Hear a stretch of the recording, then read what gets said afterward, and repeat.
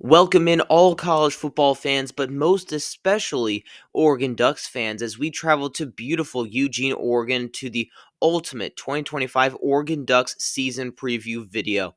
After a historic undefeated regular season and a Big Ten title to boot, the Ducks are back with a reloaded roster and sky-high expectations. Can head coach Dan Lanning and breakout star quarterback Dante Moore lead Oregon back to the Big Ten title game? Or will losses, both to injury and to the NFL, derail the season? In this video, we're diving deep into two different parts. First, grading the 2025 roster, where we go through every single position group as we spotlight the new faces and stars ready to dominate the season.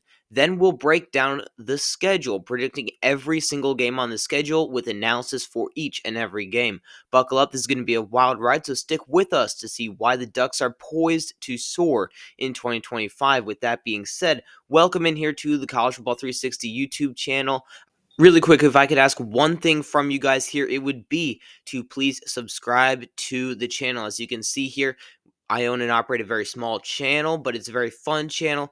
With that being said, I don't want to delve too much into it until the end of the video when I explain myself a little bit more. With that being said, let's just dive right in. So, like we just talked about in the beginning, we will start with the positional grades and then work our way from the offense to the defense. We'll start with the offense here at quarterback. I have an A minus, running back A, receivers, so wide receiver and tight end B plus, offensive line's an A minus, and then coaching is an A plus. We'll start at quarterback here with an A minus. Dante Moore really is the X factor for this team. If he plays well and balls out, it will make everyone look good. It will make the coaching look fantastic. The running backs will look even better. The receivers will elevate their game. The offensive line will look pretty darn good as well. So he really is the X factor on this team. As you all know, Oregon very recently has had many quarterbacks pan out when there wasn't many assurities about them. Of course, you had Marcus Mariota. He won the Heisman. Bo Nix got kicked out of Auburn, basically, and wound up at Oregon. Nearly ended up winning the Heisman there with some incredible numbers with over 4,500 passing yards and a 77 completion percentage, which, by the way, is an NCAA record. And then last year, you had Dylan Gabriel come in. He was a Heisman finalist as well. I know it was a weaker Heisman class, but still, he was a Heisman finalist. So Oregon has had some incredible quarterbacks come through, and I think that you have to give them the benefit of the doubt when it comes to the quarterback position, which is why I'm very high on Dante Moore. Now, let me tell you guys why I am very, even extremely high on this running back room here for Oregon. Running backs last year were great as well. You know, you had Jordan James, who had over 1,000 yards for them. But what you have to look at was behind him. Behind him was Noah Whittington. Noah Whittington as a backup on a team that passed for a ton of yards and had a 1,000-yard running back. The backup running back went for over 500 yards and a couple touchdowns, which I think is key. You know, so many yards were getting dished out to everyone else. The fact that he still got 500 yards with the limited snaps and the limited carries he had really showed that he is a top-end running back when it's all said and done, in my opinion, after this year. I think he will transform the league. I think he'll come just bust onto the stage really well, and he'll be ready to take the bulk of the carries. But what they got out of the portal was even better with Mekhi Hughes, who was an absolute stud at Tulane. When I say people don't really realize what he did, people don't really realize what he did. He played 2 seasons at Tulane. First year, he ran for 1,400 yards approximate. Second year, which was last year, he ran for 1,300 yards approximate. So that's a net gain of about 2,700 yards, and it's over that. It's into the 2,800s with the yards. I skipped there. Obviously, I'm generalizing a bit, but you can see he is a powerhouse as well. So they're building a Big Ten running back room. This is a running back room that is built for the Big Ten. This is what 2 powerhouse backs in the Big Ten look like. They're big, they're physical, and they can stretch the play out. They can hit home runs if they want. I really like it as well. So next, let's move on to the receivers. I was just too lazy. I didn't want to write out receivers. So on your screen, you see wide receiver dash tight end. At wide receiver, they are pretty thin. I'm not going to lie. I'm going to be real with you guys. They are thin without Evan Stewart. With Evan Stewart, it's one of the best ones in the nation, in my opinion. But without Evan Stewart, they're going to be relying heavily on Malik Benson, who transferred in from Florida State, if I remember correctly. Now, used correctly, I think that he can be great, but last year he wasn't as good as he could have been, to say the least, at Florida State, although everyone on that roster did not play up to standard. But, if they get him to really play to his potential, I think that he could be a stud for them as well. But one guy who I'm really looking out for is the true freshman receiver, DeCorian Moore, 5-star. He had all the accolades as a high schooler. I think that he can have the same type of impact at Oregon as Jeremiah Smith had at Ohio State. Am I saying that he will be Jeremiah Smith? No, Jeremiah Smith is unquestionably the best receiver in the league right now, and possibly by the end of his time at college football, he could be regarded as the best college football player ever to play. And I'm almost ready to say that now. But this is not a video on him. This is a video on Oregon, not Ohio State.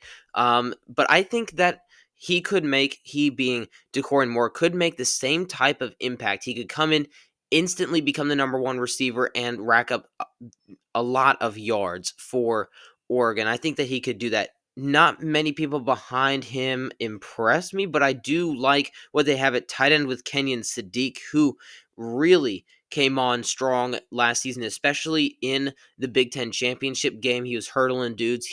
Has a massive frame. He has elite talent. He reminds me a lot of a guy like Darnell Washington. He's a little bit thinner. He's not as big as Darnell. Darnell Washington at Georgia was basically just a third tackle, sixth offensive lineman who just ran out and caught passes and just trucked dudes. I think that Sadiq plays that way, but he's a bit thinner and is a bit faster, in my opinion. But that's the comp that I like for Sadiq. Then you go to the offensive line. They return a lot here, especially at center. One of the best centers in the game, Ipani Lalulu, the junior. He started at guard last season, if I remember correctly, and didn't play as well. Then they moved him to center, and I don't think he gave up a pressure until the playoff game, if I'm remembering things correctly. If I'm not, let me know in the comments below. But I think that he is an All-American center. He's one of the best. He's definitely on my All Big Ten team for center. I'll be putting those out soon. And then you have at the guard positions, Emmanuel Pregnon, who transferred in from USC. He's very highly rated, played a lot at USC, really, really good. And Matthew Bedford, this is why offensive line is an A-, because I just don't know enough about Bedford to really give out a solid grade for him. But at tackles, they reloaded. They lost some tackles, but they gained some really good ones. Alex Harkey transferred in from Texas State. He is very good as well, a very high 4-star, but he wasn't even the main attraction, as they brought in the number one overall player in the portal. When it was all said and done, Isaiah World, the tackle transferring in from Nevada, he is a 5-star in the portal, which is crazy. Those don't come about very often. Like I said, he's the number one player in the portal when it's all said and done. And what elevates this from him and Ipani Lalulu, two best players, two of the I'd say both of them are top 5 players on this roster. They're great players, possibly even top 3 with World. But I think this offensive line is great. And then the coaching, you have Will Stein in his 3rd year with the team. Will Stein is one of the best offensive coordinators in the league. And when you have a gig like this, you don't just give it up easily. He's waiting for the right head coaching job to open up. He's not just going to go, to Toledo or Miami, Ohio, right there. But I don't mean to pick on the Ohio schools, but he is an insane offensive coordinator. I think he is one of the best ones. Him and Kotelnicki are probably the 2 best in the whole country, in my opinion. And I think that they will work wonders at their respective schools. But it's why I give the benefit to this offense is because of the coaching. The coaching is A+, as it says right there. Next up, let's go to the defense here. On defense, I have defensive line as an A-, linebackers as an A, corner B, safety A-, and coaching B. So let's start off with the defensive line here. Obviously, the main guy who pulls this grade up dramatically, Matayo Uiagalelei, had 12.5 sacks last year premier player coming off of the edge. He's a stud. Then at defensive tackle, they brought in Bear Alexander. He'll probably start. He has very highly rated recruit. Did not pan out at both Georgia and USC, although he played a lot of snaps at both places. He just hasn't really lived up to the hype, and obviously him bouncing around shows that he's not as loyal as you want him to be. But he has ended up at Oregon, so I really think that he could succeed there. I think he could. He had 2 sacks at Georgia, 1.5 sacks at USC. So he's not a guy who's going to get you a lot of sacks, but you really want him to help out in that run defense, and I think he definitely can. At the other defensive tackle position, Amari Washington Jr. is slated to start there.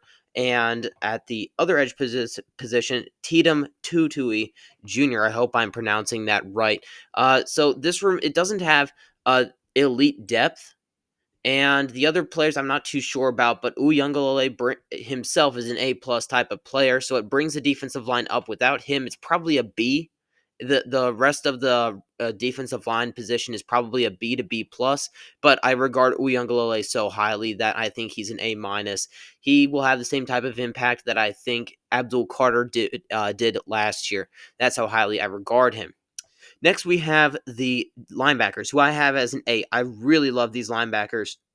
You have to look at the two guys, Bryce Bodicher, who is a senior, who I have pictured there on the far left with Uyangalele, and Devin Jackson Jr., who is a junior. Sorry, I get confused when I read junior. But so you have these two guys. They're amazing. Bodicher had a ton of tackles. He had 94 tackles, which was top 10 in the Big Ten.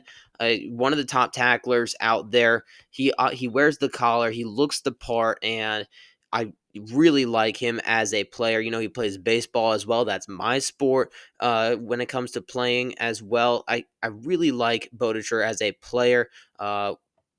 Obviously in baseball, but in football primarily here. And Devin Jackson is a guy that gets overlooked a lot, but I think that he will have a breakout season as well. Then let's just look at corner for a second. They lost a lot.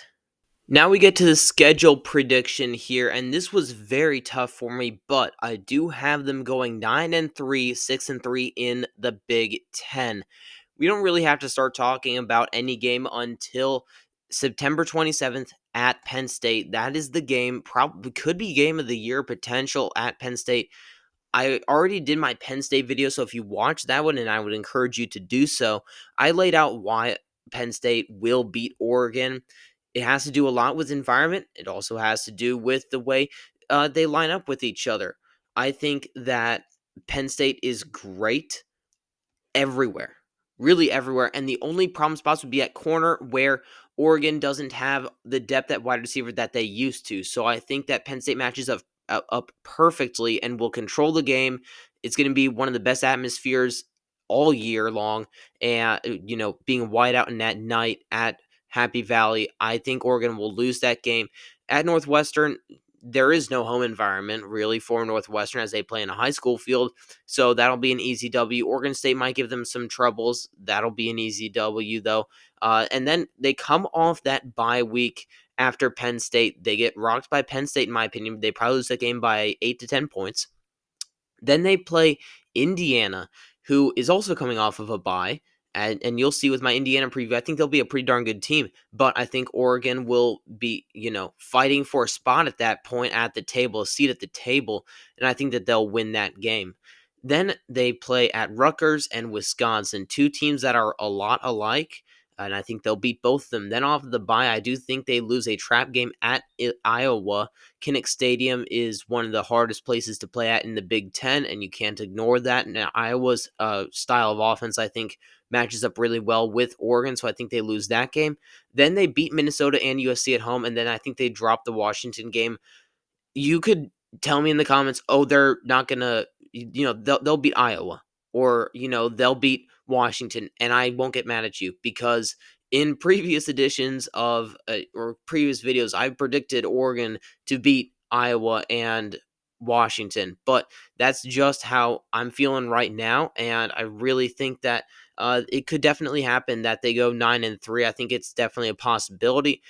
I more than likely, not more than likely. I think 9-3 is more than likely, but I do think that 10-2 is a possibility with this schedule. I think it's they win one of Iowa and Washington, and they're 10-2. Except I just think both those teams are extremely hard to play at their house. Washington has had their number, and Iowa is one of the hardest places to play at. And I think their entire scheme, their entire philosophy will really rock Oregon and make Oregon think twice about roster building, in my opinion.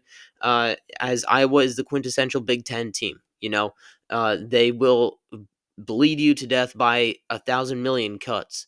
You know what I mean? So I do think that Iowa will come out on top as the season progresses. I might change that, or as the offseason changes, I may change that as well. But for now, I have Oregon rocking a 9-3 record, which would put them right at that 10-15 range in the polls, probably fighting for a playoff spot, depending on how bad they lose and how good they win against teams like USC and Indiana. So thank you so much for watching this video. Be sure to like and subscribe and drop a comment down below. I know some of you Oregon fans will be fired up by that 9-3 prediction. Let me hear it down in the comments below. Aside from that, I'm your boy, and I will be seeing you guys in the next one.